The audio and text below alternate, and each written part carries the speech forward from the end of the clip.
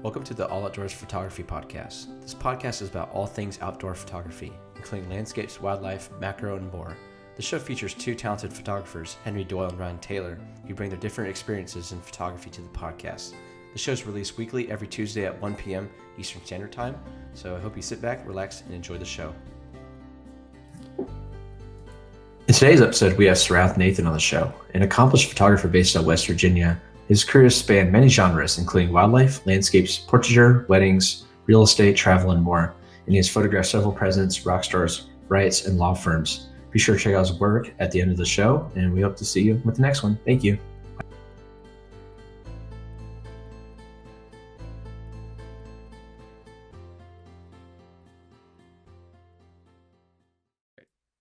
I'm recording now. All right. Welcome back to episode 31 of the All Outdoors Photography Podcast. And today we have a very special guest. Yeah, Sarath Nathan on the show. I've known him for a couple of years now. I met him on Twitter, actually, of all places. And he's done tons of different photography throughout his entire career. So thank you for coming on here, Sarath. Let us know more about yourself, where you're from, and what you do. Thank you, Ryan. Thank you, Henry, and thank you for having me on. I'm located here in the South in Virginia. I have a background in radio broadcasting and journalism, and I use that to work my photography in as a child. One worked upon the other to build the other career, and that's how it blossomed. So that's a little bit of information. Cool. Yeah. Okay. It's interesting how you kind of pulled from a different genre and kind of combined them together to kind of create a really diverse career, it seems like. Yeah. Yes. So what got you started with kind of the audio radio kind of scene? Well, I mean, I thought it was cool. I mean, again, the primitive time, you have the radio, you have film photography, and what were you going to do?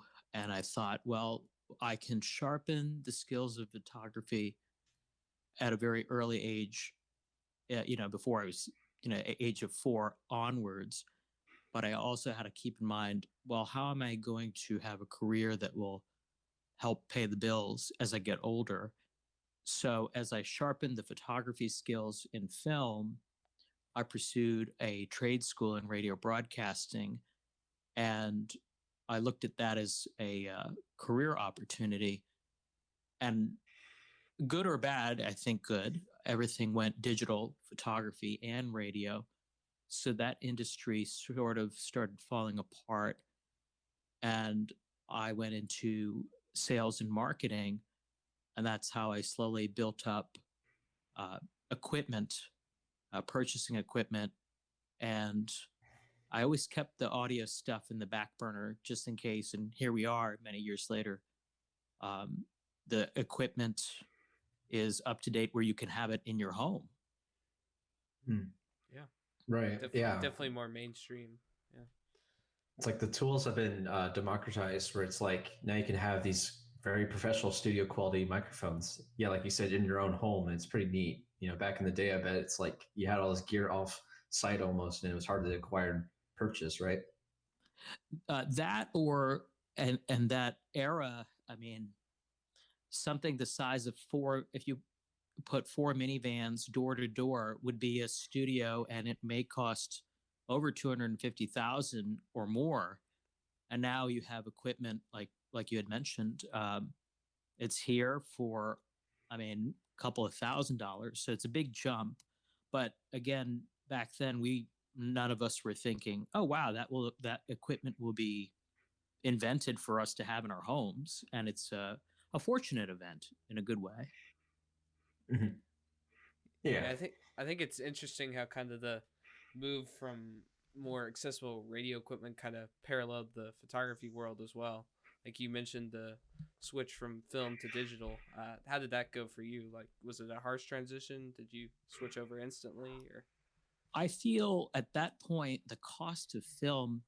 I was in my teens, and I would do odd jobs for neighbors to raise money to process the film, and going to the local pharmacy to process film. And you would only, I mean, you're a kid, you would only have enough money to process what you could. And when digital came out, I thought, this might be a way that I can handpick what I like and only print out what I want. And that way it saves me some money. So that's how I view digital as an advantage of curbing costs. But I also noticed a lot of people who were 50 something back then, they didn't want to leave film, and some went out of business as I started heading into my 20s. So it was a good thing for some and a bad thing for others. But I feel like as artists or people that create, we have to evolve for ourselves. That's really, yeah, that's interesting. It's neat to like Henry said, it's the harmonious kind of upbringing of technology and such. But yeah, I mean, like, how did photography really come into the picture then? I think I always thought, it's going to sound silly, I always thought the Spider-Man comics were super cool. And I thought Peter Parker was this reporter and he had a camera. And I thought, let me try this as a child. And I also noticed adults who took horrible photos, just journal photos of families, things around the house. I thought, this can't be that hard. So I started taking photos, and I mean, I don't want to say it's a talent. I'm not trying to pat myself on the back, but it just seems something so natural to me, where other people either they didn't try, that was part of it, they didn't care, or they were, I guess, in that, I mean, with film, very few people were even in a hobby zone. So that kind of, like they call it pricing out your market, that pushed people out of the market in my preteens to even explore photography. So I accidentally had, I would say, a time and place accelerator to further my skill without anybody trying to compete with me back then. Yeah, it's almost like the thing of like, if it's too hard, you don't want to try, so you just give up real quickly. So it's almost like you need a little bit of like an ego to even just like get into the field, so to speak. You have to be like, I can probably improve at this, right? Absolutely. I think there's a healthy ego and unhealthy ego. And the unhealthy ego is where somebody, you've met them in every walk of life. They could be a soccer player, basketball player, and they're terrible, but they've made everybody believe they're great. And you run into them later and they really haven't matured. But then the healthy ego is one where it's yourself encouraging yourself to do better, not to necessarily show someone that you're better than them, but show yourself. And it's basically self-confidence and yourself cheering yourself on. In life, I feel that you're your own motivator. Very rarely will you run across people, maybe outside of your parents, for most people, that will tell you you're going to do great and push you ahead. And I remember a guy who was a barber in town, he gave the analogy of crabs in a bucket. And crabs in a bucket try to pull each other down so none of them can escape. And so a large portion of people, if you talk about trying to become a photographer or any kind of dream, they might be jealous, and they may tell you they're your friend, but they might not be in partnership with you. So the healthy ego is just yourself, in my opinion. I'm not a therapist, but I believe it's a healthy version of yourself, pushing yourself forward and trying to accelerate in life. Yeah, that's actually that's a better way to put it, I think, is like the self-improvement, self-confidence you said. Absolutely. Yeah, ego wasn't quite the right word, but yeah, you said it much more eloquently. So yeah, do you consider yourself kind of like more of a go-getter, like an entrepreneur, so to speak? More entrepreneur, businessman, with the sales background. It was sort of a segment where you had to do something to live. You had to do something for a career, and sales just was natural because I'm a people person. So in that, I saw, well, I'm at that time, I'm working for someone, making them a living. What if I start to, even though it's not easy, what if I start to do that for myself? What if I sell photography services and other services? So it lands in that business person entrepreneur zone. Yeah, it kind of marries the creative side of photography with business, of course, if you want to make it your passion, your living, right? So it's neat to see that where it kind of just melds together, and it sounds perfect for personalities and yeah, just the way you're kind of approached the craft. Yeah. So what kind of services did you offer at first when you were first getting into photography? Well, it was very, again, primitive time. Everyone was still thinking digital. What is this? And I put a ad on the internet and for Craigslist at that time, and I said photographer available. And I would say I was late teens, past 18, but under 21 years of age. And I got a very, think of like Star Wars. I got a very mysterious phone call from an elderly gentleman. He said he was a photographer. He sounded like an elderly person. And he said he was a photographer in town. He saw my ad online, and he said he referred me to a couple that needed, it sounds very, very strange, they needed dog treat product photography. and and so I thought, I mean, anything like that online, you're kind of thinking maybe this guy is a crazy person. But I got a call from a lovely young couple. They were much older than I think they were in their mid 30s to late 40s when I was, under 21. And they called me, and I went to their place, and I, uh, kind of like if you jump off a diving board, this is my, one of my first gigs. I had one previous to that, was a small, sort of like a coupon magazine for some photos, but this was a little bit larger. It was actual, I felt, a little bit more well rounded, and it was dog treats. Anything you can imagine nowadays they sell as dog treats, I was photographing for them in their home. Wow, that's just interesting. Though it's like a specific niche. Like that's kind of amazing that they approached you about it. It was actually a blessing what ended up happening, and I guess you could say it's more popular now. But I ran into another lady at some kind of, I guess, network meeting, and she said she makes dog treats. Now, this couple at that time blossomed and made a very good living. So she knew who they were. They were much bigger than her. So they were a bigger fish and she was a smaller fish. And in the marketing sense for photography, any market you're in, that person, when I said, we'll call them Company A, I said, I'm working with Company A and I've done a lot of their dog treats. And I just said to her, when is a good time that you and I can meet and maybe we can create something together for your advertisement? So that sales background applied to photography to help generate an income. And she and I met and we sat down and we came up with an idea for photographs for her website. And so then there was a second, I mean, it sounds silly to think about it, but at that time, a second dog treat company working with me to do photographs. And I thought, okay, this is a niche market. I mean, I have to expand. And by then I had done some headshots, but I still wanted to do more. And that was sort of to answer your question, early work was dog treat photography. Wow. It's neat because what it's a way kind to of get started. Yeah. yeah.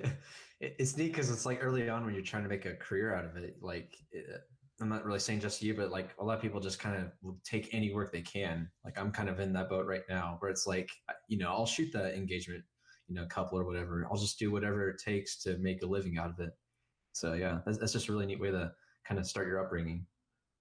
And I would agree with you.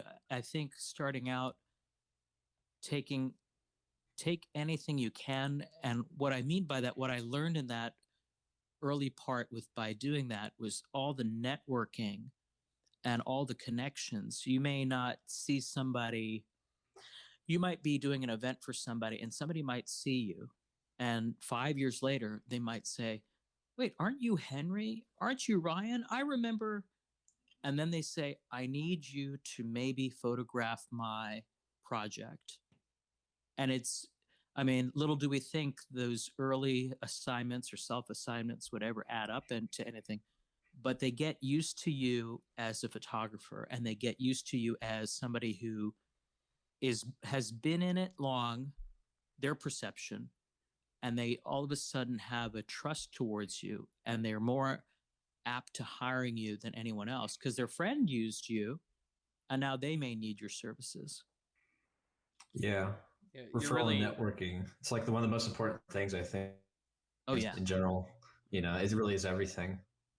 yeah, you're really building that reputation and brands. Like, even if at the time you're maybe not taking a ton of jobs, you know, they'll see you with the camera in your hand and they'll always think of you when they think of photographers. So Absolutely. And it helps to have like a good way about you, like a good putting your best personality forward and with people. Like I found it to be my experience with like doing like festivals and such, is just meet people. You kind of have to be a very outgoing type, even if it's hard for you, and just you know, make sure you leave kind of like an impression on people. And I would add that I'm a naturally shy person, but I feel a lot of photographers are, because we live in our head with our craft. But there's a part, I don't know where it was, but in my life I felt I will have to make an earning doing something, and whatever that may be, I would have to be outgoing and personable and go beyond my comfort zone with not being shy. But at the same time, that shyness can help us with being reserved in moments where, if somebody's having an emotional moment like a wedding, our shy, reserved self, just being quiet, not saying anything at all. Sometimes you'll find clients tell you, Ryan, Henry, you know exactly what I was thinking. And you're kind of saying to yourself, I didn't say a word. And they're happy with you. Yeah. Yeah. Huh. So like I kind of want to dial it back here a second and just what draws you to photograph more than one genre or niche? Is it just because you want to kind of diversify your work, or is it just you simply are interested in doing many different kinds? Well, I think photography, and one, was a passion. And during a lot of the sales career, while I was building up my equipment base, I viewed photography as also an escape. It was therapeutic. I could just leave some corporate setting and throw on some shoes and an old shirt and pants and just go in the woods. And I viewed, for me, it was therapeutic and an escape from day to day work. But I realized while I was out there, I was also building a portfolio. So with what you're, I guess, with your question, it branched out from there. And I said, I think with this, and I had some older work in film, I've got the beginnings of a very big portfolio. And I was just going to trudge through no matter what, and take whatever day jobs I could get to work around that schedule or with that schedule to get the shots, and try to go to the places I want to build up a portfolio. I didn't want to have a magazine. Um, I didn't want to be an employee of a magazine, so my work belonged to the magazine. So that was a big thing that I tried to avoid early on. So yeah, I feel like early photographers can kind of fall into the trap of like not valuing their work enough, and they'll sell off to companies that really don't value what they do. So that, I feel like that's a trap a lot of people fall into in the beginnings.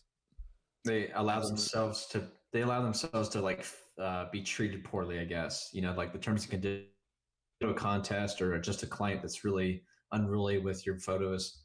You kind of just like lower your standards overall, I think, sometimes. I agree. I think what I saw in the radio industry, and it happened with film, is let's say Henry, Ryan, and myself are employed in a magazine and digital comes along, we can fire Henry and Sarath, and we can keep Ryan for a fraction of the budget, and we can pay Ryan less. And the thought process is, if I'm producing, let's say, historic work, you're working for a mainstream newspaper and you're producing historic work that could change the world, why are you being paid a very low amount when you're producing amazing work? And at the end of the day, they are the property owners of your work. And I mean, unless the agreement says you two can license that work separately, you're pretty much in a almost an employment trap, if you could call it that. Yeah, that's a good way to put it. Yeah. I wanted to ask you actually, because you built a portfolio over time, and obviously with your business background, of course, so did you early on see the long game of it? Did you like the longevity of a photography career site, so to speak? I would say it was 50-50. I thought that I'm going to do the best I can with this. And and that's kind of like the letting go, letting God. I thought if I let go of trying to like outdo myself, of just having fun with it, there's that. And if I don't make a career out of it, I'll move on to something else. But what I felt was, because I didn't have that attachment to, I didn't have an attachment in an obsessive way that this was the only thing. That gave me some, almost a moment of relaxation to, I guess, actually explore creativity more with photography and build a portfolio casually. But this is not the only thing. Do you mean just like photography, like versus some other kind of career field? Is that what you mean? Yes, correct. Okay. Yeah. I'd agree with you, because it's like I'm like what you're saying right now is kind of just putting all the eggs in one basket, where it's like I'm trying to make this thing work out and everything, and it does create like a lot of pressure on you. Whereas if you had more kind of avenues and income streams coming in, kind of relax you a little bit more, I bet. Yeah. Absolutely. Yeah. So yeah, we need to go back here a little bit more. So just because I'm thinking is different. We talked about networking a little bit ago, and it's a little segue, but how do we meet, Sarath, you and me? We met via Twitter. I liked your work, and I think you had done a post about sort of a what is it, a book for photographers to try to find work. And I had messaged you because I had gone through that book, and some of the contacts were debunked, and I had messaged you and said, use a little caution, not trying to tell you what to do, but I called some of these people and visited some of these places, and they no longer are in business. And that's how we connected. Yeah, I couldn't remember honestly, because it's been probably about 2 years now, I remember. But yeah, you just started messaging me, just helping out with different things, and you're just very, very friendly and down to earth with just being helpful with advice and everything. And I mean, I know we've had a few hour-long phone calls, just mainly business-related help for myself. But yeah, it's just been neat, just kind of learning more about you and what you do. Well, I also thought about that elderly gentleman that randomly called me to give me that gig for the dog treat. I thought, whenever I am that age or an older person, if I see somebody much younger than me, and like that book had, incorrect information, it was like the bridge being out. I wanted to let you know before you went pillar to post calling everybody that I wouldn't put too much effort into that book. I saw myself as somebody trying to give back to another younger generation. Mm-hmm.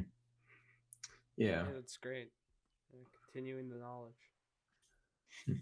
Yeah, I know you've always had these very cautionary tales, just because you've had quite a storied career in photography. So, like, what are some different kind of like lessons, I guess, you've learned over the years?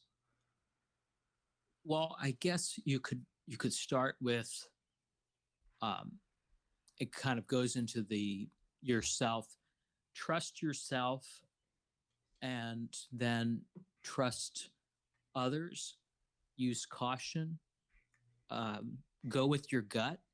And those are some very non-photography related advice, but those things can keep you kind of clear of not so great situations in the industry. Mm-hmm. Yeah, I guess when you're younger too, it's like you have a more, I don't know, a closed lens to just you throw caution in the wind a little bit more, I'd imagine. Yeah, you get so excited about photography opportunities that you just kind of forget about the reality of some of these situations. Mm-hmm. Yeah. Like a yes man, I guess, to some extent. Like I said earlier about festival season, when I exhibit my work, it's like sometimes I'll just, early on I would have just said yes to any of them that they would just ask me to set up a booth. But nowadays I'm being a little more choosy with it. I'm not just going to do any old festival because it might not be really worth my money or time. Absolutely. Yeah. Is there anything you'd like to tell like your younger self that you now know, maybe 10, 15 years ago that you wish you knew now? I would tell myself and any other younger person, work in every industry that you feel safe to work in. You don't want to end up working in an industry and lose an eye or something in an accident, but work in every industry you can and learn everything you can, because in a roundabout way, it adds up to what you're doing. What you're doing in this field. I learned from a gentleman on a phone call about audio production many years ago, and he said, if you're the guy, no matter what your role is in the studio, if you're the guy that sweeps up and stays late, you're going to be the guy running the show one day, because the person in charge sees your work ethic. And I think that goes for photography. If you're going to carry your camera bag and take nature photos and wildlife photos, and I see it in your videos on YouTube, Ryan, that you put in the effort, and a lot of people in your age group and a lot of people in general don't put in the work ethic like you do. I gotta say, Henry does too. It's me. I'll have to check out his. I don't know if he has a YouTube, but I'll have to check it out. You can send it to me in a link. I do have a YouTube channel. Yes, I think Ryan. I'm going to compliment Ryan here. He definitely probably has the better work ethic with, especially his video making. He gets really, planned shots and everything. But yeah. Well, thank you. I appreciate it, but it's not about me. But thank you. It's something. Yeah, I will agree. It's certain, maybe youthful people our age, Henry and I's age. It's like it's harder to put in that effort. Like they just don't see, like I said earlier, and it's tougher to just think the big picture, I guess, so to speak, with it. Yeah. Yes, correct. I feel the same. Yeah. So you mentioned earlier about I've known ever since I've known you, kind of been like a mentor to me, and like so I know you offer workshops and classes. So how did those go for you, or have been lately? They've been kind of quiet with everything going on. I did some stuff for my clients, age anywhere from their early 20s to in their 70s. So I did some instructional stuff for someone, and they were actually a photography student who became a photographer and needed help with their photos in the editing process. So that's kind of what's going on there. Cool. Oh, and sorry, I was going to add that there's been some a phone instruction as well over the phone with some people for photography and kind of the business side of photography. Are you doing those classes and workshops lately, like via Zoom or anything, like a video presentation? Well, some Zoom, but more over the phone, with more on the business strategy side, I would say, rather than the technical aspect. Right. That's interesting.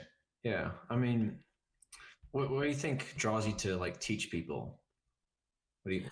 I think it's I think it's because no one was there to show me how to do any of this.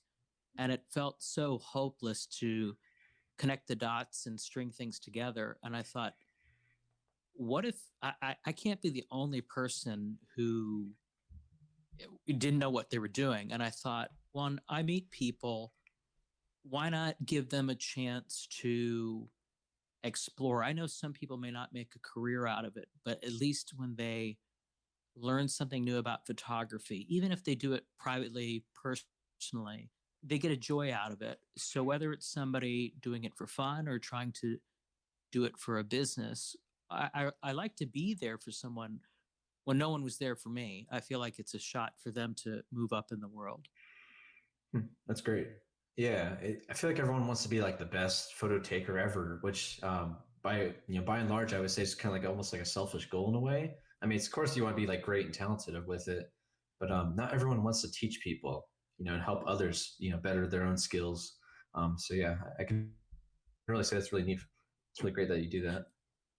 I think the other thing with teaching is you end up learning how you work yourself. Like it's almost like a roadmap of how you operate when you're doing instructions with people. And it becomes your own teacher, if that makes any sense. Yeah, you learn about yourself as you're showing your skills to others, and then you can kind of realize what you can improve as well. Absolutely. It's like what you teach to others reflects into you. So, I mean, like obviously some people might be more natural speaker and teacher of, how their process works, but I feel like it does improve your own photography as well, which is neat. Yes. Yeah. So, I mean, how is the business side overall in your career, or like all you can say recently with just, the pandemic, of course, how's it like worked out for you and how's it not worked out? I think I've always thought, And with my experience with also, radio, go ahead. I was going to say, and success, it's however you want to define it by your own. Well, with the background with the radio and knowing how jobs can be eliminated or markets can just evaporate, I've always had my hand in other industries and other businesses. And so photography was a part of the whole pie. But I also thought with digital, a lot of the market is super saturated. And I don't want it to be something that, puts a dim light on the aspect of a career in photography. But I knew that I always have to have additional income, multiple incomes to uh, make sure and ensure. What if it's a quiet month in photography? You don't want that. So I had things lined up virtually, and with my photography site, people could order things and have them shipped to their homes. But I had a technology side of my business where I can do Zoom calls as well as instruction over the phone for people and do tech help.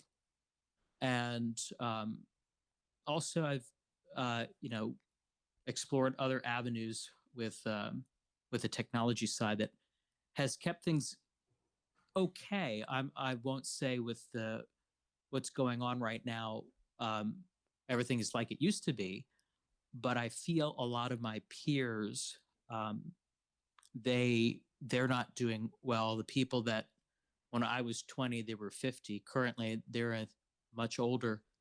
I think some of them have gone out of business, unfortunately. But they said back then, when I said you could set up your business online, they said it's too much work. They don't want to do it. And now here they are kind of biting their nails. So you think it's because of like not is the reason why they went out of business? Part of it, and also totally relying on photography when they most of them were working for a company.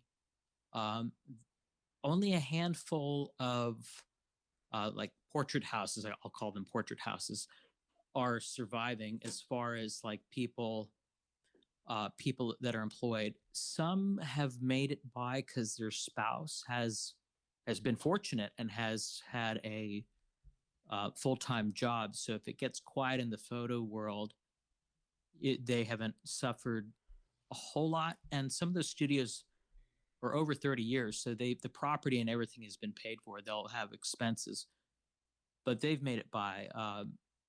But yes, some people are um, definitely have been hit by this. Yeah, you have to really adapt with the industry. I think photography is ever changing. Like just 5 years ago, the photo industry was completely different. So it seems like you've always kind of been future thinking with that. Mm-hmm. Yeah, absolutely, yes. Mm-hmm. Yeah, you kind of have to stay ahead of the curve too. Like the big film that we talked about, it's like not many people are really expecting it, and not many adapted to it. I don't feel like there's really many early adopters that, if people that, stuck with film, they may have not survived the industry really. I'm not gonna say all of them haven't, but you know what I mean? There was my brother-in-law knew my brother-in-law's knew a couple that were in the mass. They would have the machines in the late 80s, early 90s where you could just drop off your film and it would just be processed and you could pick it up at like a little hut. It was more out in the Midwest. And this couple told my brother-in-law, "Oh yeah, this is going to be around forever. Film is going to be around forever." And they bought more of those machines right as the digital was coming over the hill. They got wiped out completely. I mean, this is 25 years ago, but they got wiped out completely. Yeah, that's just crazy. Yeah. I always wonder how like the big established, like you said, 30 plus year photography like studios are doing right now, just with both pandemic and just, changing times. I think they'll survive, and if they survive, they'll survive off an existing market base. I know during 08, 07, 08, I knew a gentleman. He had said if it wasn't for his existing Rolodex of business, he would be completely out of work, and it would be a struggle to go back into his old industry. Have you ever been like hired by one of those brick and mortar places, or have you always been kind of more the freelance route? More the freelance route. I think the brick and mortar likes the idea of what I do, but I think they're so traditional into the you'll see it online periodically, and that sort of a dated look. It's sort of an antiquated look in their work, and they like that, and their clients like that. But I think for a younger generation, it looks too outdated, if that makes any sense. Mm-hmm. Yeah, I feel like social media has really propagated this idea with we'll call the younger crowd is just to go out and travel and live on your own terms. You ever heard of like digital nomad? You ever heard those kind of terms? I think in passing, yeah. Well, yes, in general, yeah, digital nomad. Yeah, just people that kind of live, I don't know, not really off the grid, but they just kind of live and travel wherever they want and make a career, let's say like freelance photography, and make that just their living. Yeah, that way you don't have to really be like tethered down to like a business physical store, like you said, antiquated. I think that's probably a lot more obtainable today, where kind of portrait studios are almost obsolete with kind of the more online shift. Around, at least in my area, I've met a lot of people, and they can still thrive, of course, but yeah, I would say the idea of it is like kind of just waning a little bit, probably, especially with pandemic. How many people really want to go to a physical studio and sit down at couch with props and stuff or whatever? They probably want to get outside more and see other things. Make that their backdrop. I would agree. I think it's a complete jump from the 1980s box store, sit here, do this, and everything looks canned and forced. And then there's everyone else. It looks fresh, updated. You can be, 6 feet away or more and take a wonderful photo, and you can email it to your client. You don't have to be near them or around them, and they're happy. Mm-hmm. Yeah, it seems like a big shift towards like environmental portraits too, like just outside somewhere. It's very natural poses, very candid style of like photography. And I would say what you two are doing, and I guess coincidentally what I was doing back then with the nature stuff, while we're doing these landscape portraits, it's accidental scouting for people portraits. So you can find,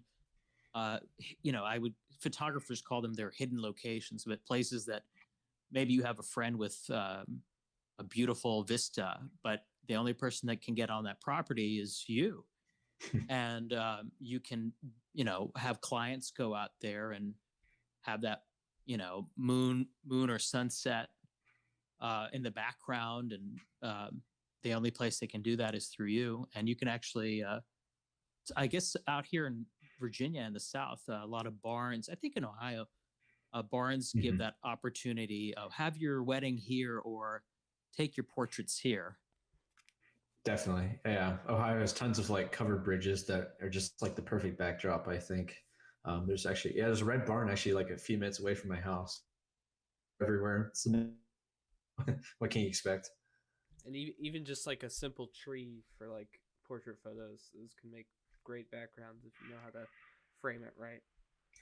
Absolutely. I mean, Sarath, we used to have a third host on here, Rylan Meadows, and he lives out in Kentucky, but he has this beautiful wooded backdrop, and he actually has like entire families come out there and use that as like the background setting for his portrait work. It's amazing stuff that he does. Very cool. Mm-hmm. Yeah. So I mean, like, do you mind if I ask this question? Sorry. Yeah, go ahead. So I'll have to ask. I saw this on your website. And it really caught my eye. It said you photographed some presidents. So if you'd like to tell the story about that, that'd be great. Well, I was closer to your age, I'm assuming you're closer to Ryan's age, and I was in Columbus, Ohio, and Barack Obama was coming to town, and I said, all right, he was going to speak at the college there, and I said, I'm going to go there. And I went there and went through security. I didn't bring a bag with me. It was just my camera. And they took that camera and they grinded it right across the metal table in security. And I thought, oh, man, this is brutal, but it's worth it. So I get there, and they have somebody playing the piano, and you can't really tell. It's sort of disguised. There's a curtain, but you don't know there's a curtain there. You don't know anybody's behind a curtain. You think it's a recording. And the curtain drops at some point, and it's John Legend. The speakers were John Glenn, his wife, and a few other local politicians. And then he came out, and it was sort of this baseball stadium lighting. So you're in the dark. So if you can use your zoom and capture him. I captured photos of him and his wife and John Glenn. John Legend was a little fuzzy because he was off to the left in the dark. But I got some photos of President Obama. And then in 2015, Donald Trump decided to come to town, and I said, I'm going to try this again. And he wasn't president, so it wasn't heavy security, some security, but not heavy security. And I went into a little crowd, and a couple of minutes goes by. He comes out. I mean, I would say maybe over 35 feet away from me, up at a podium. I had my long lens with me. And again, I asked the police before I came in, I said, can I bring this in? Pointing to my camera. They said, sure. And I got photos of Donald Trump, and then he became president.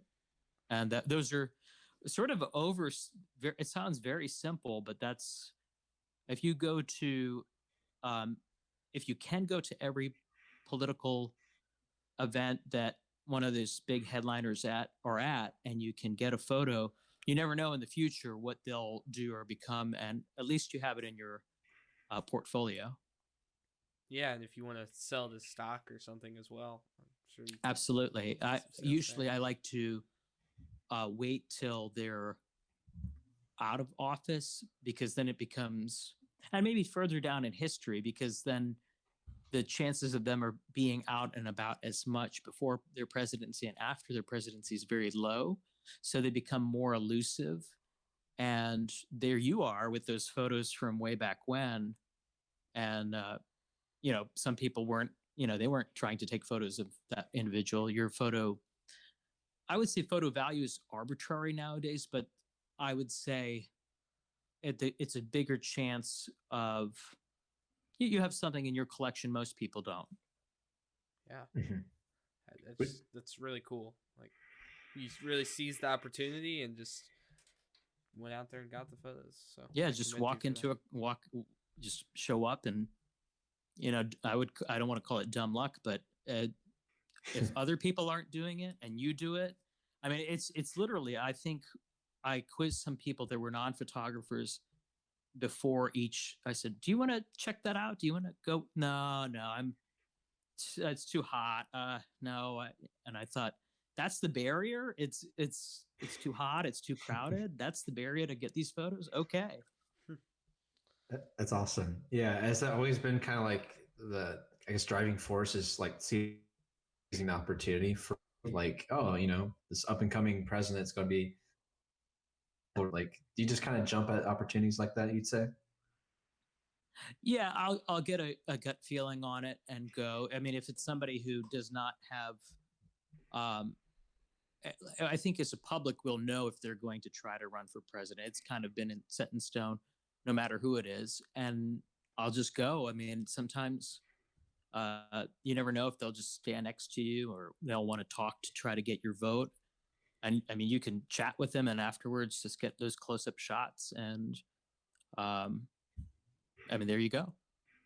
Yeah, that's awesome. It's like the camera's an excuse, like a passport to get into situations. And yeah, it's really absolutely cool. Yeah, I've always said it's like half of life is just showing up, and these are perfect examples of it.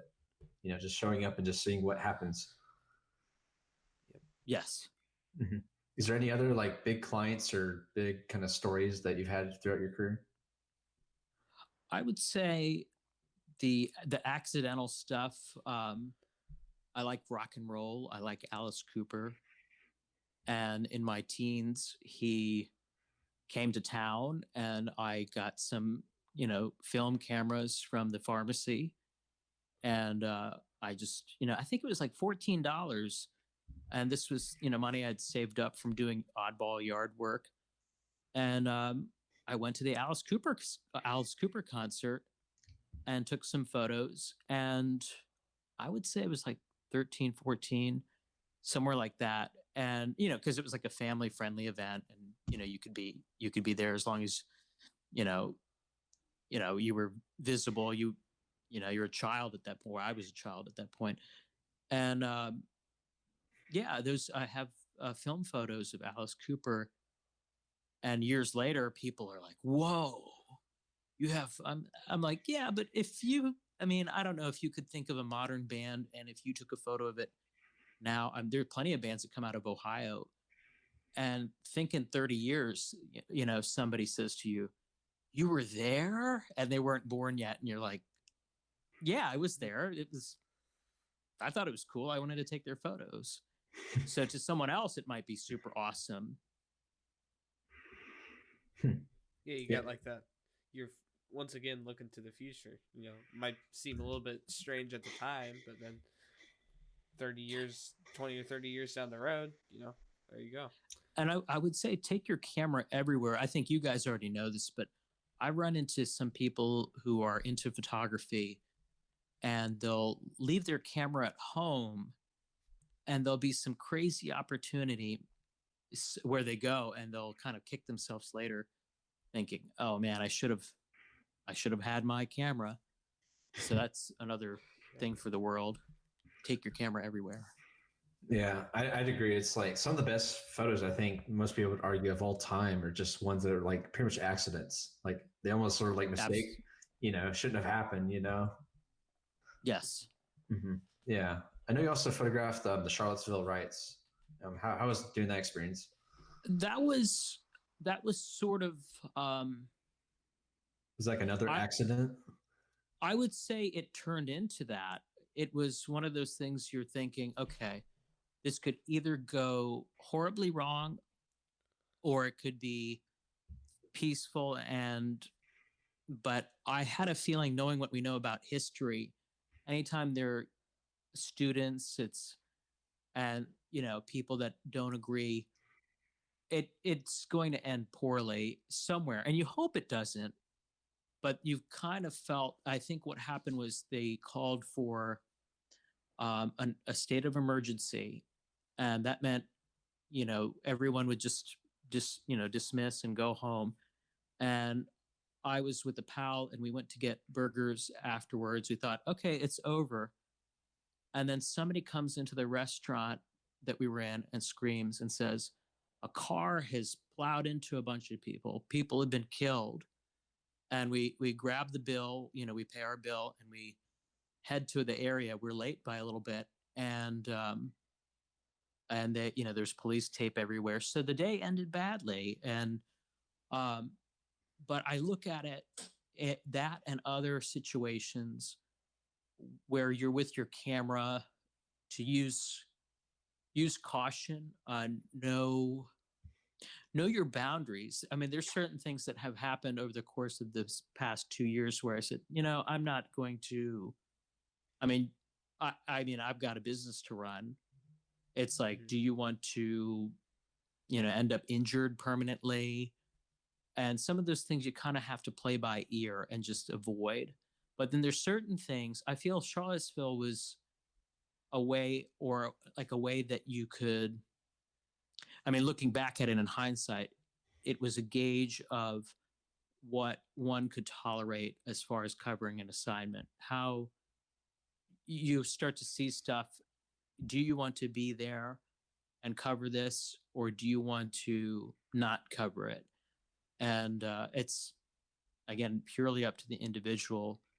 And I'm not advocating anyone go out there or risk their lives. But for me, for myself, I felt like it was important to cover it in a historical sense. Did you do anything like with those photos? Like, did you send them to like the local newspaper? Did you upload them on? I called around before I didn't send any out. I called around, and magically. So everybody had somebody there already locally in Charlottesville. And then anybody there is going to send, those groups are going to send it out to national. So it's almost super saturated within seconds. And at that time, some people had cameras with the Bluetooth set up, so you could just send it to your phone and send it to your photo editor. And it's, by the time I get back, I didn't have Bluetooth on my camera. By the time I get back to town, it's the buddy I was with, believe this or not, he got a text message from his parents. They were in France, and they said in the text message, because they knew they lived close to Charlottesville, they said, "We thought we saw the back of your head on television. We hope you're not out there today." And so it was already news in France while it was all going on. So, I'm just sitting on those photos for historical reasons. Maybe one day I will submit them to some historical purposes. The other side, I feel, because it was a tragedy, I feel like it's a very sad situation. And I think I might just sit on them, and I don't know if I'll ever send them anywhere or publish them or do anything. And I wouldn't blame you either way. I mean, it's like there's that emotional weight to it because you were there, you witnessed it in front of you, and like to have that such a tragic event, like, it's almost like, do you even want to bother with it? Like you said, sit on it and just kind of think about it some more. And you might go ahead.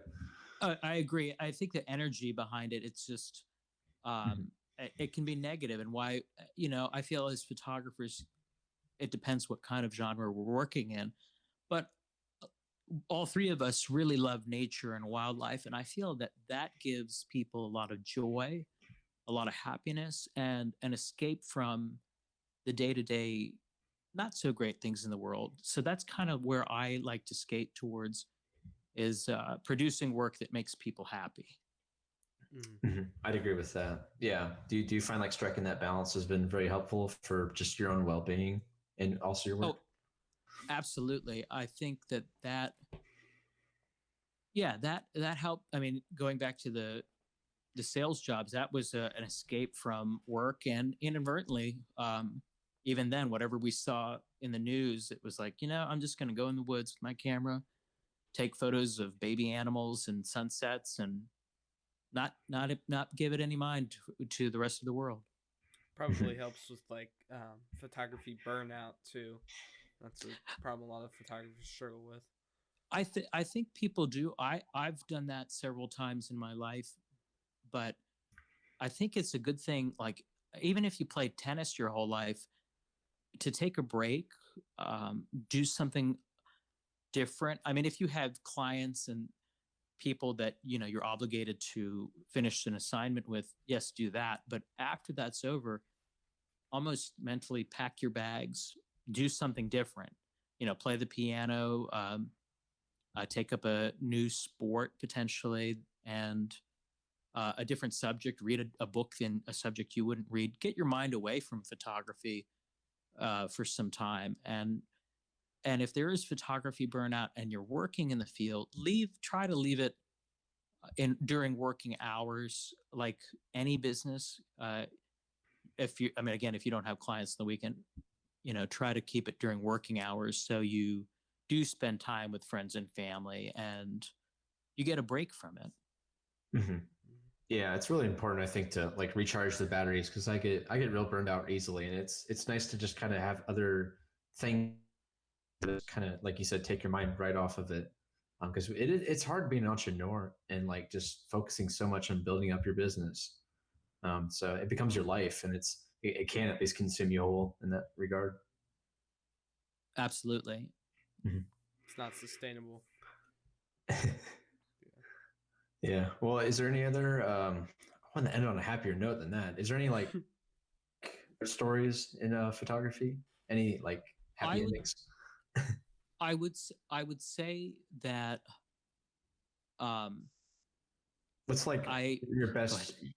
What's like your best? I don't know, like memory or takeaway. Would you say like in photography? I would say the moments where, whether it be a person or a family pet, I think when you produce the photos, it's not supposed to be a sad note, but when you produce the photos of people that were important in people's lives. I know I met a lady who I had taken a photo of a German Shepherd randomly at a street festival, and I had printed it out. And this lady, I'd never met her till that moment. I showed her this photo of the German Shepherd, and she started crying in happy tears. She said, "This reminds me of the dog I grew up with." And it would, three different things: random person, random dog, random photographer. It made it a great experience for this individual. Mm-hmm. It's neat how like the photo itself kind of brought this connection between the two of you in really kind of intimate way. But you're both strangers. That's just the neat part about it. Yeah, even the dog. I didn't know the dog either. Yeah, but it's neat how you connected through that. Yeah, and you really immortalized that dog too, past its lifetime. Oh yeah, I'm pretty sure by now that dog's passed on. But yes. Yeah, I've been that way too with some people I met like my work and stuff in galleries and festivals, and like I remember this one lady that was she was so enamored by this. I think it was like a shot of a cardinal, and she said like about how like I guess something about, it's kind of superstitious, but if you see a cardinal, it's kind of like tales of the afterlife, like if someone recently passed in life. Yeah, something along those lines. And she was like, it just like reminded me of like, she said this to me, like it reminded me of someone I knew recently that passed away. And just seeing that photo kind of like reminded me of them. I was like, wow, yeah, it's powerful stuff. What's interesting now is the cardinal is a state bird here, but I recall seeing a bunch of cardinals in Ohio. I don't know if it's also the state bird. Uh-huh. That's what I remembered. It was something coincidental. Virginia and Ohio have the same state bird. Yeah, I believe there's a lot of overlap in different states too, I bet. So, oh yeah, with the favorites and all that. Yeah. Yeah. I mean, is there anything else you'd like to add, Sarath? No. It was wonderful, and thank you for having me on. Cool. Cool. Yeah, it's been a great conversation. We're gonna let people learn, more about your work and everything. Oh, like my website? Is that what? Yeah, plug anything you like. Yeah. Sure. Sure. You can go to my website. It's SARATHNATHAN.com, SarathNathan.com. And it's always evolving. And you could check out the different type of work I do, photography and outside of that. And you two always stay in touch, and I'm sure I'll hear from you. Awesome. Well, thanks for coming on here. Yeah, definitely. Thank you. Really interesting conversation. Definitely. Take care. Thank you so much for watching the Owl Outdoors Photography Podcast. You can find us on Spotify, Apple Podcasts, Google Podcasts, and the video version on YouTube as well. You can subscribe down below, and we look forward to seeing you in the next one. Thank you.